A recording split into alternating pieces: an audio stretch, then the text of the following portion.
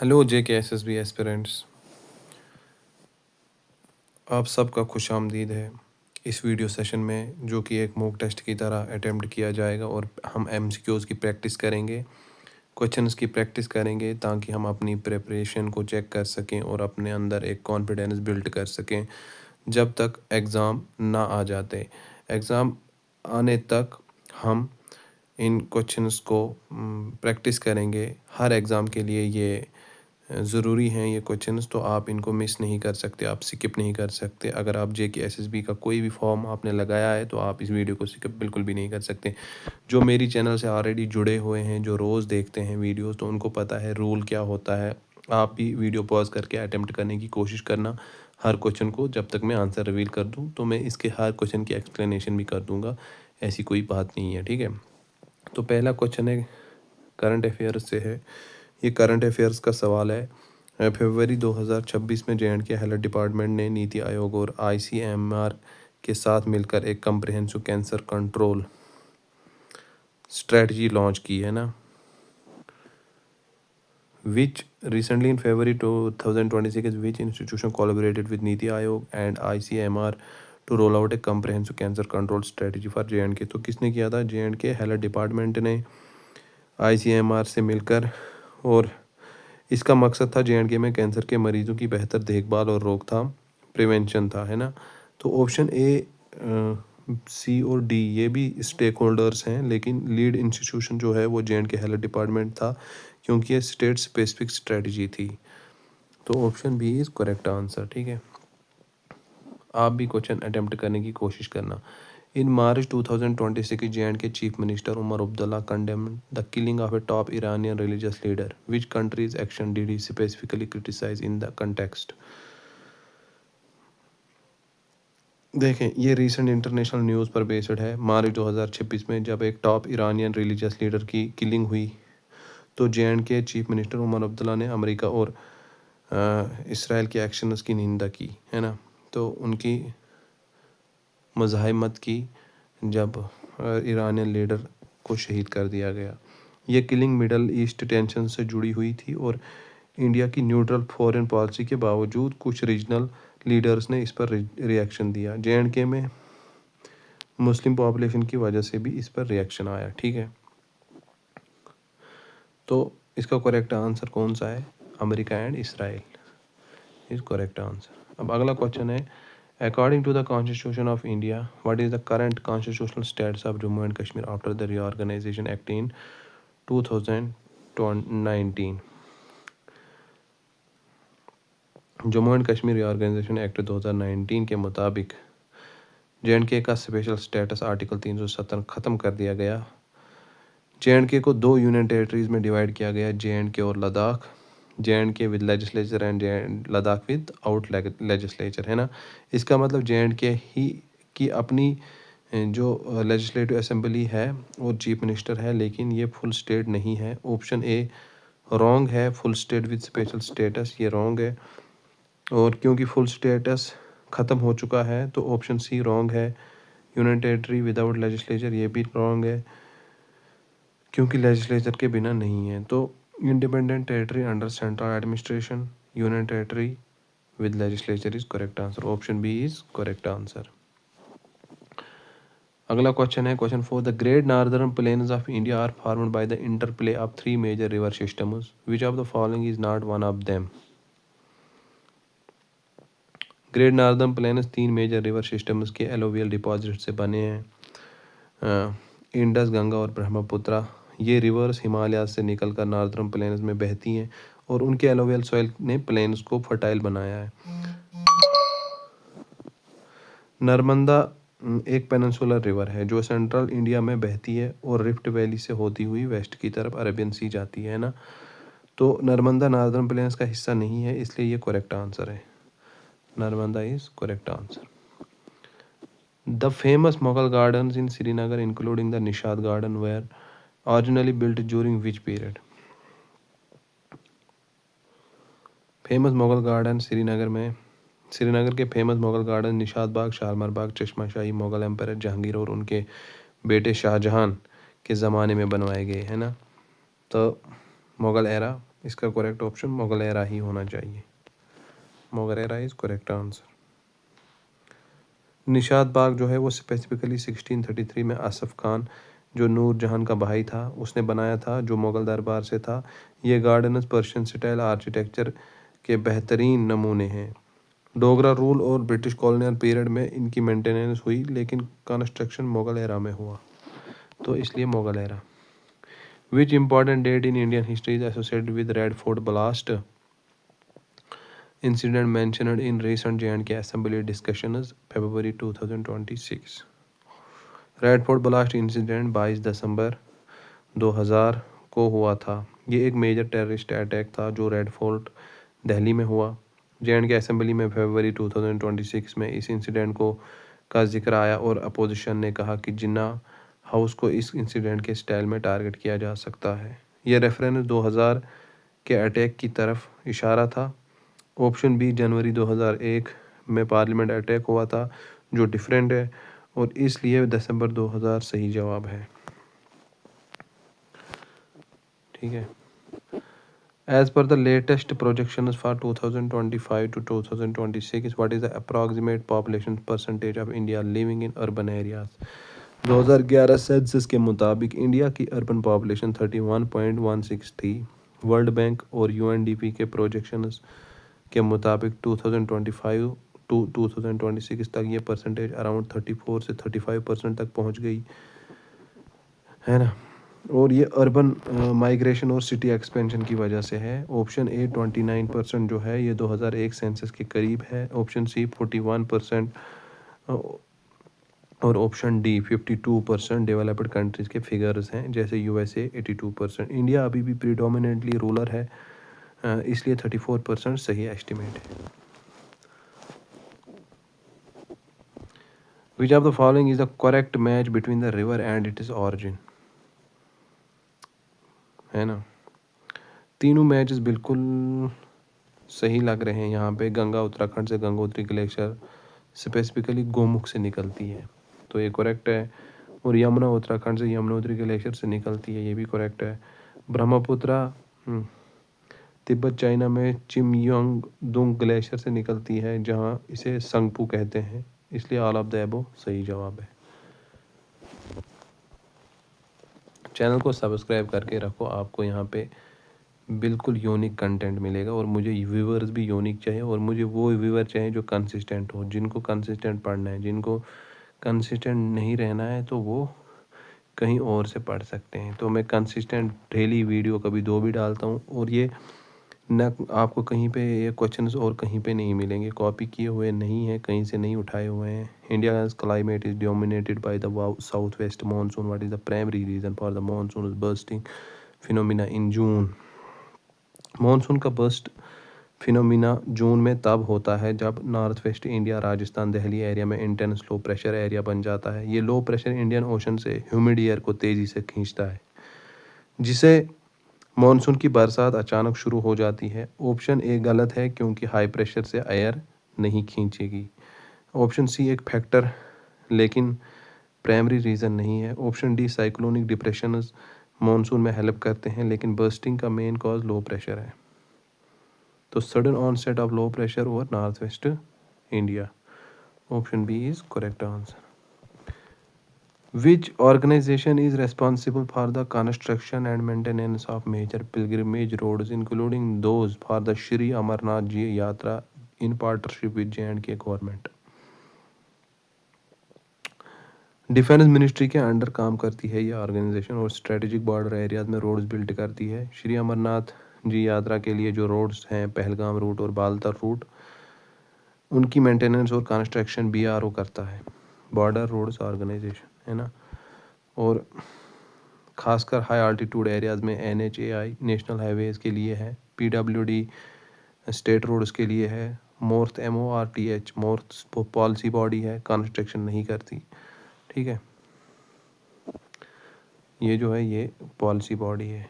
और NHAI जो है ये नेशनल हाईवेज़ के लिए है, और PWD है स्टेट रोड्स के लिए। तो border roads organisation is correct answer. Pilgrimage roads including दोस्त। बॉर्डर रोड्स आर गए, ये याद रखना है आपने। The Indus water treaty which was significantly impacts J&K's economy was signed between India and Pakistan in which year? Indus water treaty 19 सितंबर 1900 कब हुई थी? को कराची में साइन हुई थी। इस पर इंडिया के पीएम जवाहरलाल नेहरू और पाकिस्तान के प्रेसिडेंट अयूब खान ने साइन किया और वर्ल्ड बैंक इस ट्रेटी के मेडिटेटर था। इस ट्रेटी के मुताबिक रावी सतलुज ब्यास इंडिया के कंट्रोल में और इंडस झेलम और चिनाब पाकिस्तान के कंट्रोल में। यह ट्रीटी J&K की इकनॉमी को इफेक्ट करती है क्योंकि झेलम और चिनाब J&K से गुजरती है। 1947 पार्टीशन के बाद 1954 में टॉक शुरू हुए, 1960 में ट्रीटी साइन हुई, 1972 शिमला एग्रीमेंट हुआ, वो अलग चीज़ है। तो 1960 is correct answer. According to the J&K budget presented in February 2026, what is the projected gross state domestic GSDP for J&K in 2025 to 26? J&K budget 2026 फरवरी 2026 में प्रेजेंट किया गया। इसके मुताबिक J&K का grass state domestic product GSDP जो है 2025 से 26 के लिए कितना है? पहले मैंने आपको पहले ही बता दिया, वीडियो पॉज किया करो, फिर आंसर किया करो और फिर देखा करो कि आंसर तब तक रिवील हो चुका होगा, है ना, क्योंकि मैं जल्दी जल्दी करता हूँ। 2.88 लाख करोड़ आपने सुना होगा न्यूज़ में, और उस दिन जब बजट पास हुआ था तो प्रोजेक्टेड है, मतलब ये प्रीवियस ईयर के कंपैरिजन में ग्रोथ दिखाता है। ऑप्शन ए 2.36 लाख करोड़ पिछले साल का एक्चुअल GSDP था, ये रिवाइज्ड एस्टिमेट। और ऑप्शन बी जो है 2.62 लाख करोड़, और D 3.12 lakh crore budget figures नहीं है, ना ये बजट फिगर है ना ये। तो 2.88 लाख करोड़ का प्रोजेक्शन दिया गया है। ऑप्शन सी इसका करेक्ट आंसर है। जो 2.62 था वो पिछले साल का था, पिछले साल का एक्चुअल GSDP था या revised estimate. How many tourist visitors were recorded in Jammu and Kashmir during the year 2025, despite challenges like the Pahalgam attack? 2025 में कितने J&K टूरिज्म डिपार्टमेंट के फिगर्स के मुताबिक कितने टूरिस्टर्स ने J&K का विज़िट किया? इसमें डोमेस्टिक और इंटरनेशनल टूरिस्टर्स दोनों शामिल हैं। पहलगाम अटैक और क्यों जो चैलेंज करने पड़े, चैलेंज जो फेस करने पड़े, उनके बावजूद टूरिज़्म में अच्छी ग्रोथ रही। ऑप्शन ए 50 लाख 2022 और 2023 के करीब है ना। और 2.5 करोड़ और 5 करोड़ अनरियलिस्टिक है क्योंकि J&K की कैरिंग कैपेसिटी इतनी नहीं है। तो 1.61 करोड़ ऑफिशियल फिगर है। ये J&K की कैरिंग कैपेसिटी नहीं है। 2.5 करोड़ 5 करोड़ 50 लाख जो है वो 2022 और 2023 का था, और 1.61 करोड़ इन चैलेंजेस के बावजूद इतने टूरिस्ट आए कश्मीर में 2025 में, सबसे ज़्यादा उन बनिस्बत जो प्रीवियस ईयर्स थे। Which of the following rivers in J&K are tributary of the Indus River and flows through the Leh region? इनमें से कौन सी ट्रिब्यूटरी है इसकी इंडस की और फ्लो करती है ये लेह से? इंडस रिवर की एक मेजर ट्रिब्यूटरी है, ये लेह रीजन लद्दाख से होती हुई बहती है और सकाड़ो पाकिस्तान के पास इंडस में मिल जाती है। झेलम और चिनाब वेस्टर्न J&K में बहते हैं और इंडस की ट्रिब्यूटरीज हैं, लेकिन लेह रीजन से नहीं गुजरती। रावी तो J&K से बाहर है, चिनाब के साउथ में। लेह रीजन के प्राइमरी रिवर शोक और इंडस खुद हैं, तो शोक इसका करेक्ट आंसर है। शोक इंडस रिवर की मेजर ट्रिब्यूटरी है। The famous Wular Lake, for which water support facilities are being developed in, is located in which district of J&K? Wular lake Asia की सबसे बड़ी फ्रेश वाटर लेक्स में से एक है। ये बांडीपुरा डिस्ट्रिक्ट में है, लोकेटेड है। J&K गवर्नमेंट ने रिसेंट ईयर्स वुलर लेक पर वाटर सपोर्ट फैसिलिटीज़ डेवलप करने का प्लान बनाया है। श्रीनगर में डल लेक है, गांधरबल में मानसबल लेक है, बारामूला भी करीब है, लेकिन वुलर लेक स्पेसिफिकली बांडीपुरा में, Bandipora. Option B. Which type of farming is most commonly practiced in the high altitude regions of Ladakh, characterized by small terraced fields and dependence on glacier melt? Ladakh के high altitude regions में कौन सी type farming की commonly practice की जाती है? ये farmers सिर्फ अपनी ज़रूरत के लिए करते हैं, कमर्शियल सेलिंग के लिए नहीं। छोटी टेरेसट फील्ड्स होती हैं, इरिगेशन ग्लेशियर मेल्ट पर डिपेंड करती है और मेन क्रॉप्स बैरली, वीट और कुछ वेजिटेबल्स होते हैं। Plantation agriculture T, coffee tropical areas में होती है। शिफ्टिंग कल्टीवेशन जूम, जैसे कि जूम नॉर्थ ईस्ट में होती है।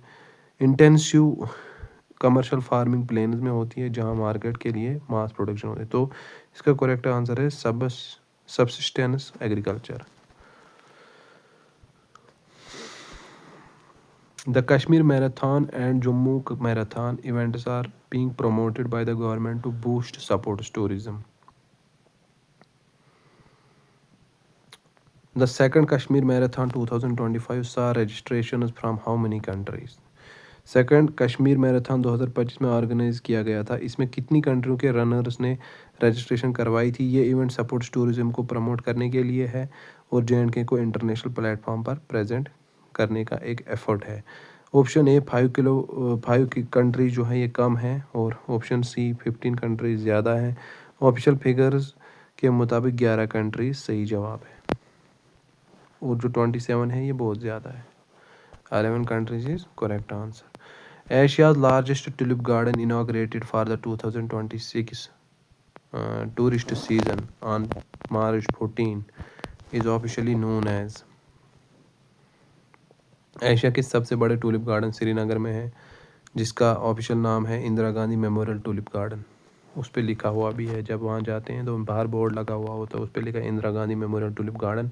पहले इसे सिराज बाग कहते थे। 2026 टूरिस्ट सीज़न के लिए इसे मार्च 14 को इनाग्रेट किया गया। बादमवारी आलमंड फ्लावर्स के लिए फेमस है।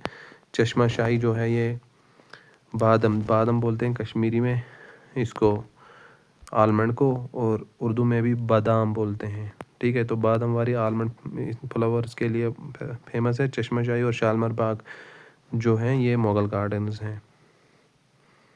Tulip garden specifically Indira Gandhi memorial के नाम से जाना जाता है। Which scheme was announced in the Union Budget 2026 to 27 to advance India's semiconductor manufacturing capabilities? आपने सुना होगा इस स्कीम के बारे में, है ना। यूनियन बजट 2026-27 में सेमीकंडक्टर मैन्युफैक्चर इनको बूस्ट देने के लिए क्या यूज़ किया गया? India semiconductor mission ISM 2.0 announce किया गया, 2.0 अनाउंस किया गया। पहले ISM 1.0 2021 में लॉन्च हुआ था। ISM 2.0 के अंडर चिप डिज़ाइन, फैब्रिकेशन और R&D के लिए एक्स्ट्रा फंड्स दिए गए। Digital India mission broadband connectivity के लिए है, ये ब्रॉडबैंड कनेक्टिविटी के लिए है। और सेमीकंडक्टर इंडिया प्रोग्राम भी है, लेकिन बजट 2026 में स्पेसिफिकली ISM 2.0 का नाम अनाउंस हुआ। ऑप्शन डी फेक स्कीम है। ठीक है, चिप टू इंडिया योजना। The last question is of this set, the united nation organisation which has veto power in the security council has how many permanent members? United nation security council UNSC के 5 permanent members हैं जिन्हें veto power हासिल है। United Nations of America, USA, United kingdom UK और Russia. Earlier Soviet union था पहले वो, और फिर फ्रांस, फिर चाइना। ये 5 कंट्री किसी भी रेजोल्यूशन को वीटो कर सकते हैं, चाहे उसके फेवर में मेजॉरिटी क्यों ना हो। 10 नॉन परमानेंट मेंबर्स होते हैं, टोटल 15 जिन्हें वीटो पावर नहीं होती। तो ये था आज का सेट। आप ज़रूर बताना कि कैसा लगा आपको, और ज़रूर अपना एक्सपीरियंस शेयर करना और स्कोर ज़रूर शेयर करना कि कितने आपने ठीक किया। अगर आपको पता था, कितना पता था, कितने के बारे में सुना था, कितनों के बारे में नहीं सुना था इन क्वेश्चन के बारे में। और अगला सेट भी हम ऐसे ही करते रहेंगे, रोज़ डेली इस पे वीडियोस आएंगे। हम जनरल इंग्लिश भी करेंगे, जितने भी JKSSB के एग्ज़ाम्स हैं उनके लिए जनरल इंग्लिश का सिलेबस जो है वो सिमिलर है, कंप्यूटर का सिलेबस सिमिलर है, एक जैसा ही है हर किसी एग्ज़ाम के लिए। और general knowledge, general awareness, GK, current affairs, वो भी मतलब उसका सिलेबस भी सेम ही है, ठीक है। तो अब कहीं पर world political divisions of India and world पूछा जाता है और किसी एग्ज़ाम में political divisions of India only, है ना। तो ऐसे ऐसे सिलेबस को थोड़ी बहुत छोटी छोटी चेंजेस होती हैं, तो आपको वीडियोस देखनी चाहिए। हर एग्ज़ाम के लिए ये कारगर हैं। और ज़्यादातर जो अभी अपकमिंग एग्ज़ाम्स हैं, जूनियर असिस्टेंट है, बाकी एग्ज़ाम्स हैं, उनके लिए भी हैं, क्योंकि ऐसे क्वेश्चन पूछे जा सकते हैं। कभी कभार उसी साल का करंट अफेयर्स आ जाता है 2025 का, ऐसे वैसे। तो ये मॉक टेस्ट की ही तरह हमने अटेम्प्ट किया। मैंने आपको पहले बोला है, अगर आप मुझसे जुड़े रहोगे, इस चैनल से जुड़े रहोगे, तो आपको समझ आ जाएगा। और प्रीवियस वीडियोस अगर आप देखोगे तो उनसे आपको ज़रूर फ़ायदा होगा। वो आप नहीं देखते हो, उन पर भी मैंने ऐसे ही सेट किए हुए हैं, प्रैक्टिस सेट्स किए हुए हैं, ताकि हमारा कॉन्फिडेंस बिल्ड हो और किसी भी एग्ज़ाम के लिए हम नर्वस ना हों, ठीक है। Thank you for watching.